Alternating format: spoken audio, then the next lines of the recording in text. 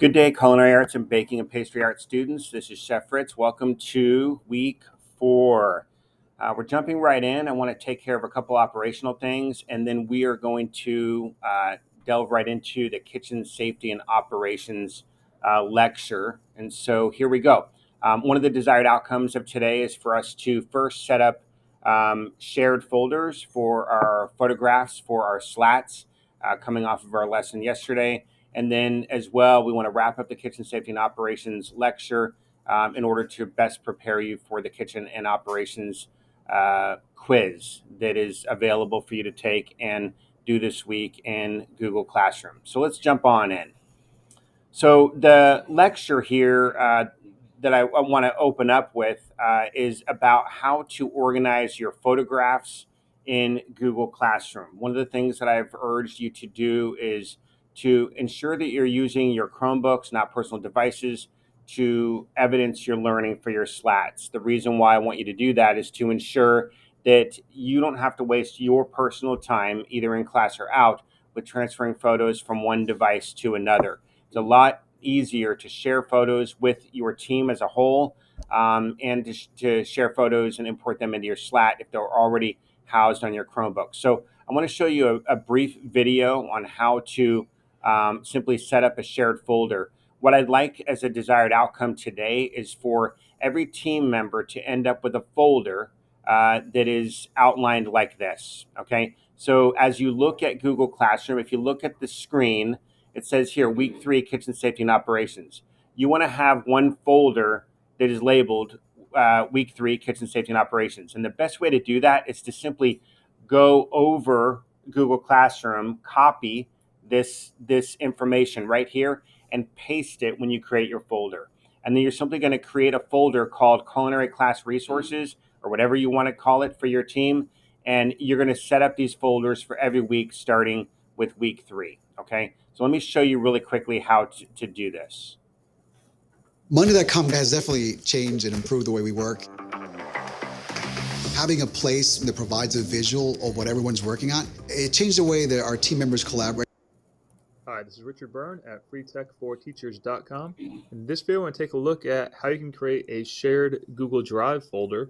This is a great way to have kids contribute a bunch of pictures or videos they've taken into one folder that they can all access to use in multimedia projects like a video or a slideshow presentation. So let's go ahead and get started here and create a new folder. And we'll just call this Class Media Resources. You do this as a team, right? One person on your team does it, you work together on it. So maybe I just want to set up for your team. Okay. So we have our new folder here now listed at the top of my list of items. Let's go ahead now and share this folder. And we have a couple of ways that we can share this. Obviously, we can put in email addresses, so I might share this to one of my other Google accounts. I can also say get shareable link, and I can say anyone within my domain can edit, and then anyone who has the link will be able to edit and upload their own. And that is important to make sure that everybody has editing capability in the folder that you're sharing out. Okay, so you want to have that turned on. Usually I just turn it on to anybody who has access to the link can edit within the link, okay? Files to this same folder. I can even go here and say anyone outside of my domain who has the link can edit as well. So I'm going to go ahead and send this now to myself, basically, in a different Google account. And let's go ahead now and open up a new tab and see what it looks like as a recipient of this shared folder.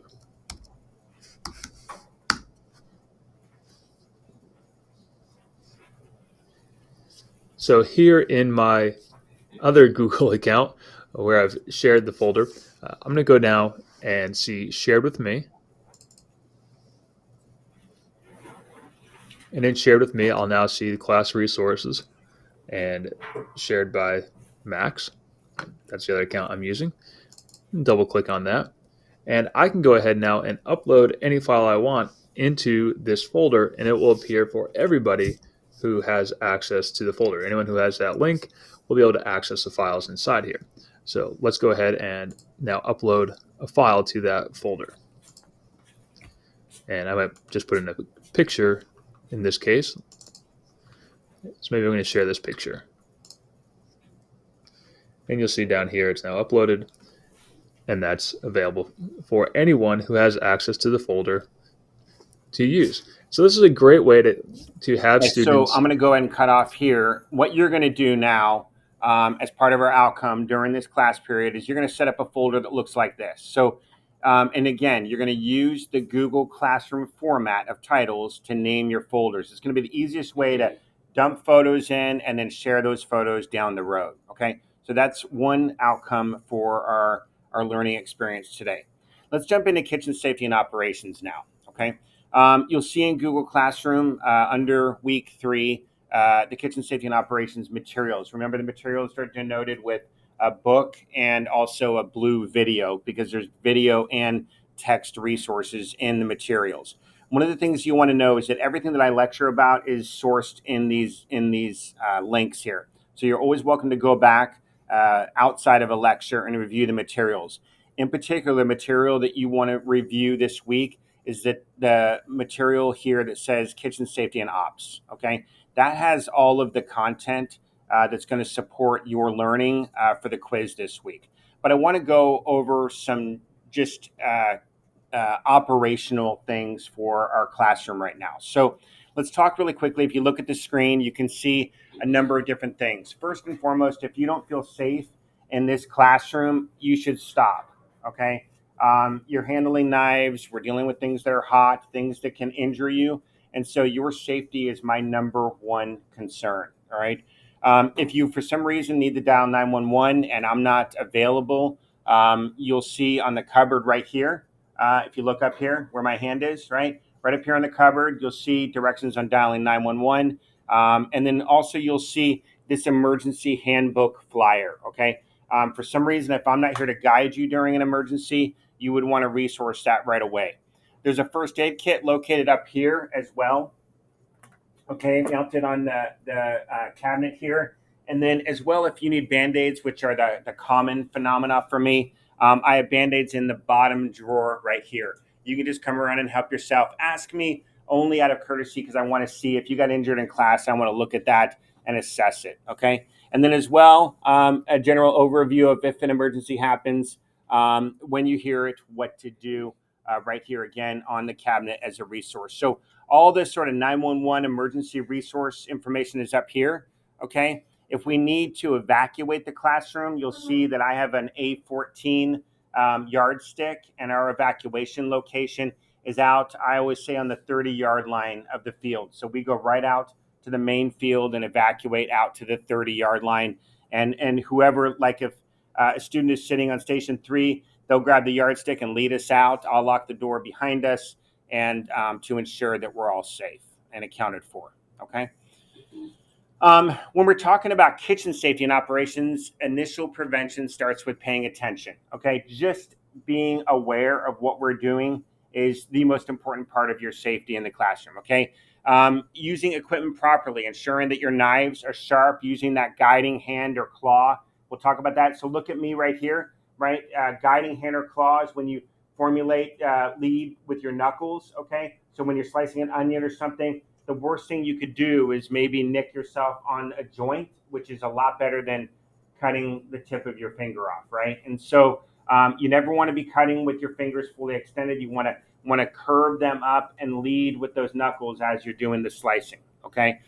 Ensuring that your knives are sharp, and we'll be sharpening your knives over the next week to ensure that you have knives that are ample and sufficiently sharpened for you. Chemical use. Most of the chemicals are stored in the back area. I typically store them in a location away from food. There's a few chemicals, as I mentioned earlier in the semester, located in the cupboard. Your hand washing soap and sanitizing solution are both stored in the cabinet under the whiteboard, okay? If you have questions about chemical use, ask me. Typically, we don't use highly abrasive chemicals in here, except during the cleanup. At the end of the semester, we clean the ovens with a little bit more of an abrasive chemical to get the carbon off. Slips and falls. It's important that we keep backpacks under the tables at all times during labs. During lecture days, it's not such an imperative, but I would ask that preferably that you keep them up under your tables to avoid the tripping hazard. We want to stack stools, push them out of the way, and to ensure that we don't have anything in front of us. So if you're walking and you're carrying something large, look at me and let me illustrate this. If you're carrying something large, right, you don't want to walk over a stool and trip on it because you can't see it, okay? So it's important to think about slips and falls. And then also from a food safety perspective, if you have water bottles or beverages during lab days, you store those under the tables, okay? Burns and heat management, paying attention to handles. A lot of the time, you'll have a pot or pan that comes out of the oven that has a hot handle. You want to go ahead and use a glove, as we have these welding gloves on our stations, or a nice, clean, dry, white folded towel as a side towel for that, okay? The other thing, the white towels typically are used as side towels. The green towels are used for cleaning, okay? So the white towels should be dry all the time. The other thing is, if you're going to set something on the stove top, okay, that has a hot handle that came out of the oven, it's always a good practice to set the towel right by the handle, okay, and to leave it resting there until it cools off so somebody else doesn't come along and burn their hand on the handle. Okay, working slow and safe to avoid cuts and lacerations. We're going to build speed over time in this class related to knife work, but I want you to take your time and grow into that. If you do cut yourself and you need a Band-Aid, as I said, see me and I'll assess if you're injured and I need to send you to the nurse on occasion. We get a little bit of a nick in here, and so we want to try to work clean and slow and safe. Don't work on speed as your initial goal, okay? Lifting, super important. Bending with your knees is critical, not your back. If you have something super heavy, have a team member help you carry that item. And then as well, we have a ladder in the back room. Look at me over here in the back room. Over in the back here behind the door, there's a step ladder if you need to step up higher to access something on the top shelves. The last thing, and we'll be doing a hand washing lab this week, and we'll be simply washing your hands. And what you're going to do, take a look really quickly. You're going to submit 2 pictures in the slat of you washing your hands. This is your first slat that's due, and you're just going to wash your hands, take 2 pictures, submit those in the slat under the S slide for sanitation, okay? And then you're going to go ahead and submit that assignment. It's a way to get warmed up to doing the slat, and it's a way to get warmed up thinking about the fact that we're going to be washing our hands on a more regular basis than maybe you're used to throughout this class. So hot water, as hot as you can handle. Sing the happy birthday song. How many times? 2 times, right? And then when you leave the restroom, you want to wash in the restroom and then wash again when you come back to our classroom. So double washing is critical. Again, initial prevention starts with paying attention. These are good. This is a good overview. This slide in particular, you're welcome to take a picture of it while it's on the screen right now. This is a good sort of cheat sheet for the quiz, okay, that you're going to have. So either accessing it or taking a picture of it is a good practice as a study guide before you take the kitchen safety and operations quiz. So looking at this, and then also the posters that are on the wall on the west end of the room, those are all content for the quiz as well. All right, jumping in, I mentioned earlier the white towels are an imperative, keeping them dry as a side towel. The green towels go into the red sanitation buckets, and then you have the sanitizing solution and the hand washing soap that are stored in the cabinet under the whiteboard. 1 pump of sanitizing solution goes into 1 bucket of tepid water. The water does not need to be super hot, just tepid water. Tepid water is what's needed to activate the sanitizing solution. And the sanitizing solution will be set up typically during period 1, and it'll be used all day long. If it gets soiled, we'll discard it and refill it. Otherwise, it'll go through the whole day, and we'll discard it at the end of the day. All right, quick video here about fire safety.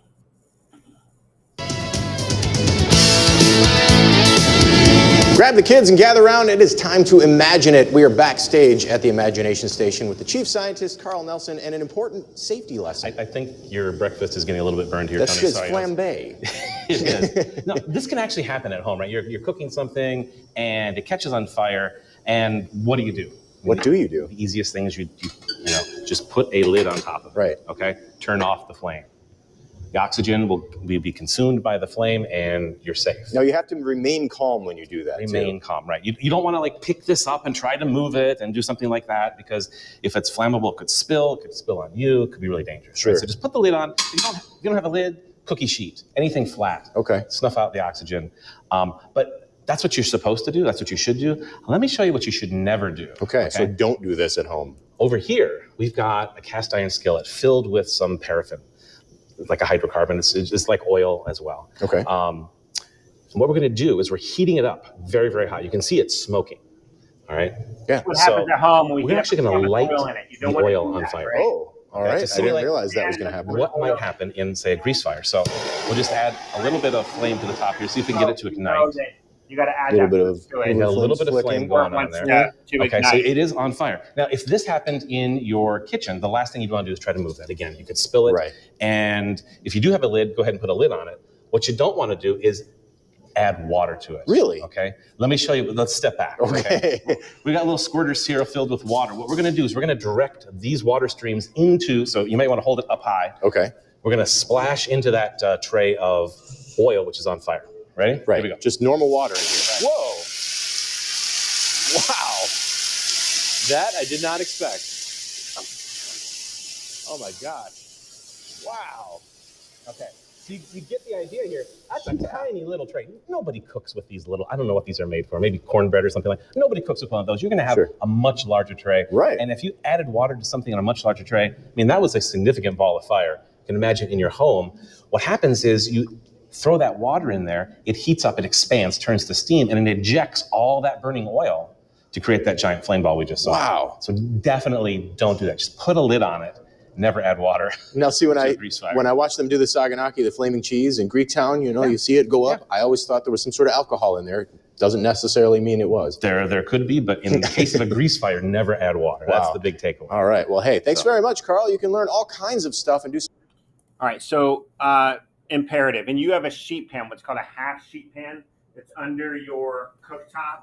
It looks like this right here, and the half sheet pan is the best tool. If you do ignite something on your stovetop, just take the half sheet pan, slide it on top, okay, and it'll put out the fire. So that's the safest way to respond. The other thing, right, you want to remain what?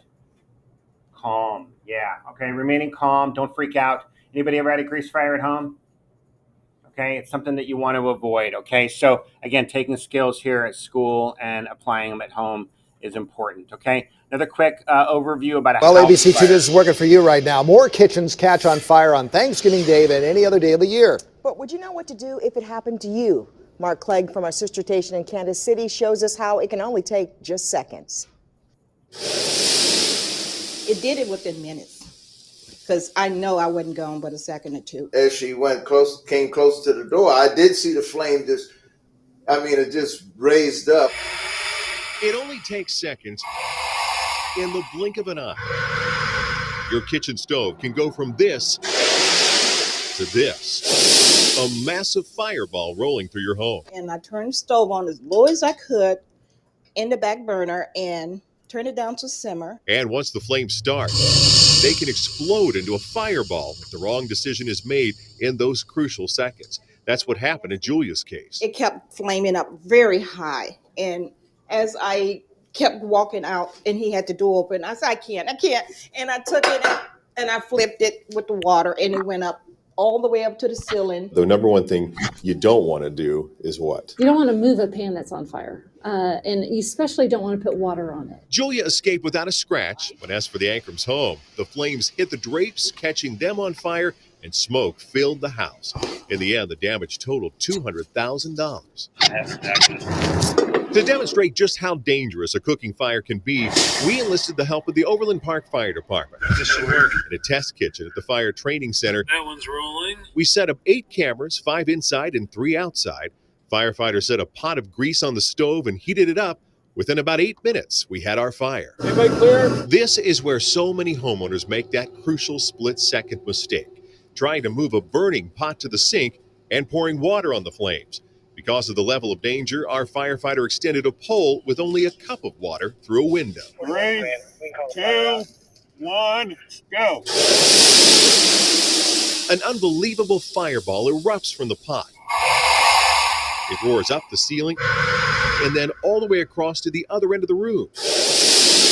Water proving to be the absolute worst thing you can throw on a cooking fire.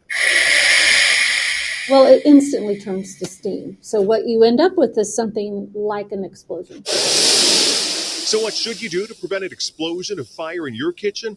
Our expert says, first of all, never move the fire. What happens when you move it off the stove? Well, you run the risk of dropping it. Fire likes air. When you move a pan, you give that fire more air. It can come back at you. In most cases, a fire can be extinguished right on the stove by using a lid. You're just going to take your lid, touch the edge of the pan, slide the lid across, and then turn off the heat. It's important that you do turn off the heat. And never lift that lid until the pan cools. Fresh air allows the flames to reignite. Another option, for a broader coverage, grab a cookie sheet or a pizza pan. For even added safety, fire experts recommend installing these stovetop fire stops. These tiny cans cover 2 burners apiece. They hang magnetically from your hood vent. All right, fire is lit. We put these to the test next after starting a second grease fire. As the flames jump and reach the can, they ignite the tiny red fuse on the bottom. The can pops open, dropping a powdered chemical to snuff out the fire. It's just like a mini fire extinguisher, only it works by itself. The fire department told me I could have gotten hurt. I was lucky I didn't get hurt. And that's rare. In 3 of every 5 kitchen fires where someone is hurt, those injuries are the result of the victim trying to fight the fire themselves. These days, Julia plays it safe when she cooks. I have a cookie sheet right here, ready to smother the fire out. Because she never wants to see this again.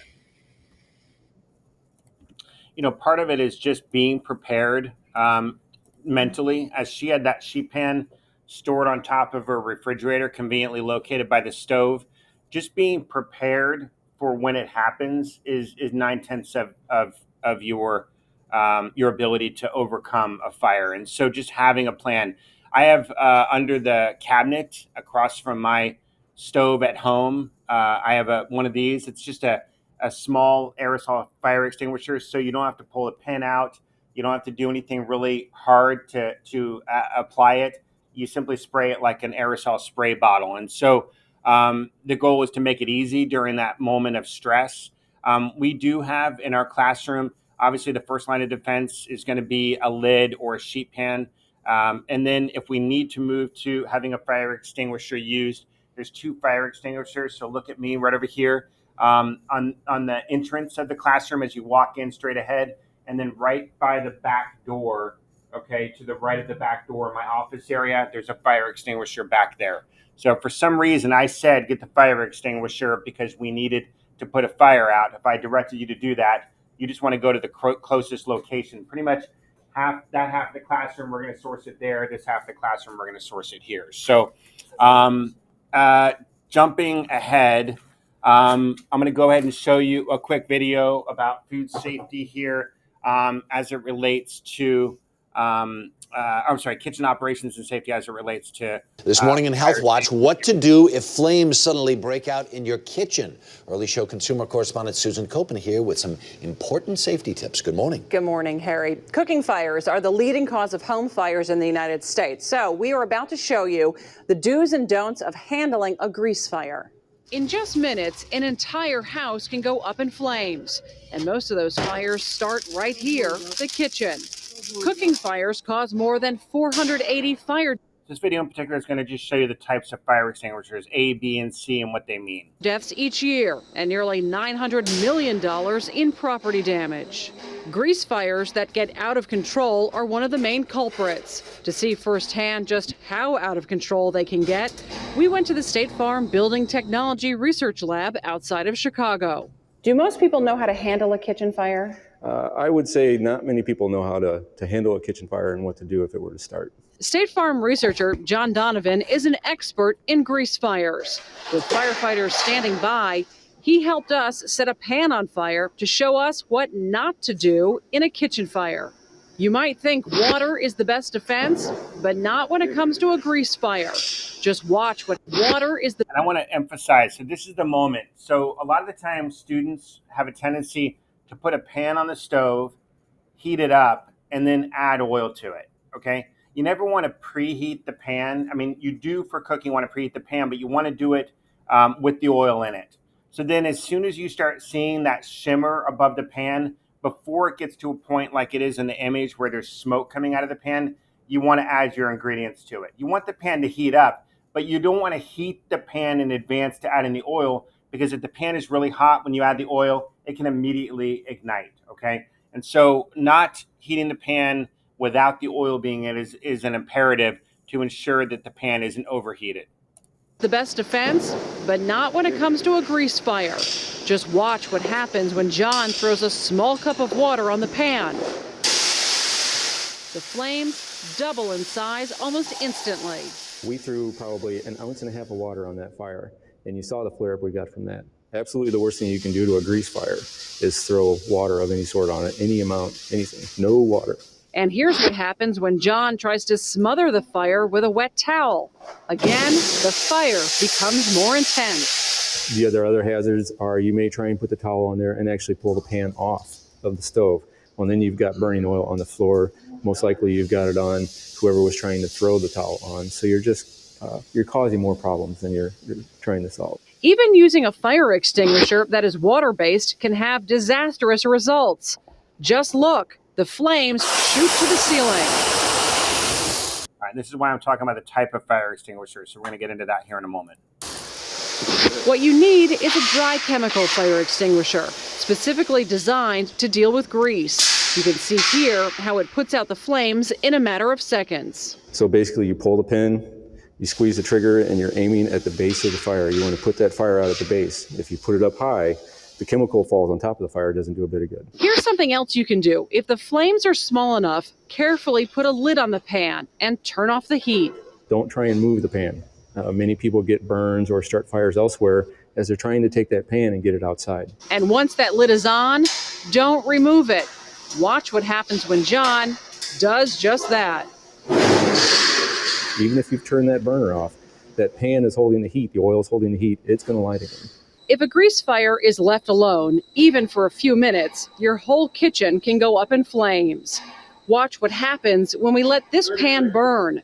Within 30 seconds, the flames reach the vent. Yeah, so look at the timer in the bottom left-hand portion of the screen. At 1 minute, the cabinets are on fire. 2 minutes, the stove and cabinets are fully engulfed and flames are reaching the ceiling. At 3 minutes, firefighters come in to knock the fire down. From the time that fire starts, how long do you have to realistically try to put it out on your own? Once the fire lights, you have 30 seconds to a minute of opportunity, probably. 30 seconds, you have a small flame, probably about this high. But after a minute, you're starting to get flames up almost as high as the cabinet.